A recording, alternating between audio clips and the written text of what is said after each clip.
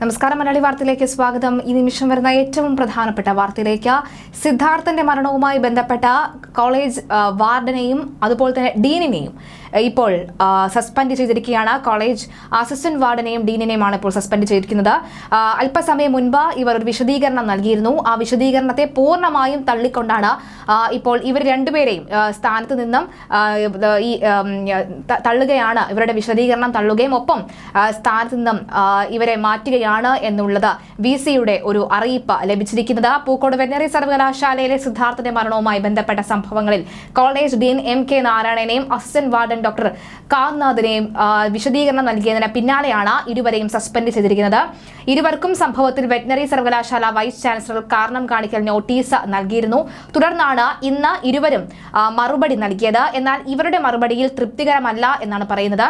ആദ്യഘട്ടത്തിലൊക്കെ തന്നെ മന്ത്രിയായിട്ടുള്ള ചിഞ്ചു റാണി ഈ ഒരു വിഷയത്തിൽ ഡീനിനെ സപ്പോർട്ട് ചെയ്തുള്ളൂ, പിന്തുണച്ചുകൊണ്ടാണ് രംഗത്തെത്തിയത്. എന്നാൽ പിന്നീട് ഗവർണർ അടക്കമുള്ളവർ നേരിട്ട് രംഗത്തെത്തുന്ന സാഹചര്യത്തിൽ പിന്നീട് ഈ ഒരു ഡീനിനെ കുറ്റപ്പെടുത്തിയൊക്കെ തന്നെ എത്തിയിരുന്നു.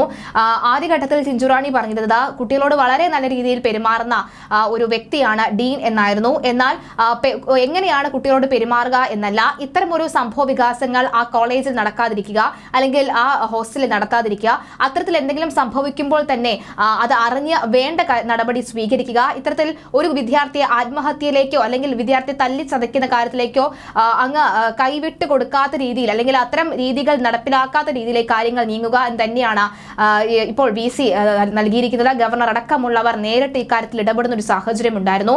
തുടർന്നാണ് VC ആണ് വിശദീകരണം തേടിയത്. എന്തായാലും ഇന്ന് വിശദീകരണം നൽകിയിരുന്നു. കഴിഞ്ഞ ദിവസം വൈകുന്നേരം തന്നെ വിശദീകരണം നൽകാൻ പറഞ്ഞിരുന്നുവെങ്കിലും ഇന്ന് രാവിലെ വരെയുള്ള സമയം അവർ ചോദിക്കുകയായിരുന്നു. 10 വരെ സമയം ചോദിക്കുകയായിരുന്നു. 11 മണിയോടുകൂടി VC-ക്ക് ഇത്തരത്തിലുള്ള വിശദീകരണം നൽകിയെങ്കിലും സിദ്ധാർത്ഥന്റെ മരണം അറിഞ്ഞതിന് പിന്നാലെ ഇടപെട്ടിരുന്നുവെന്നും നിയമപ്രകാരം എല്ലാം ചെയ്തുവെന്നുമാണ് നൽകിയ വിശദീകരണം. പോസ്റ്റ്മോർട്ടം അടക്കം നടക്കുമ്പോൾ നേരിട്ട് ചെന്നിരുന്നുവെന്നും ഇരുവരും അറിയിച്ചിട്ടുണ്ട് എന്നും പറഞ്ഞിട്ടുണ്ട്.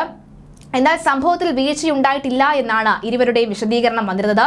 എന്നാൽ ഇരുവരുടെയും വിശദീകരണം തൃപ്തികരമല്ല എന്ന് പറയുകയും പിന്നാലെ ഇവരെ സസ്പെൻഡ് ചെയ്യുന്ന വാർത്ത പുറത്തുവരികയുമാണ് ചെയ്തത്.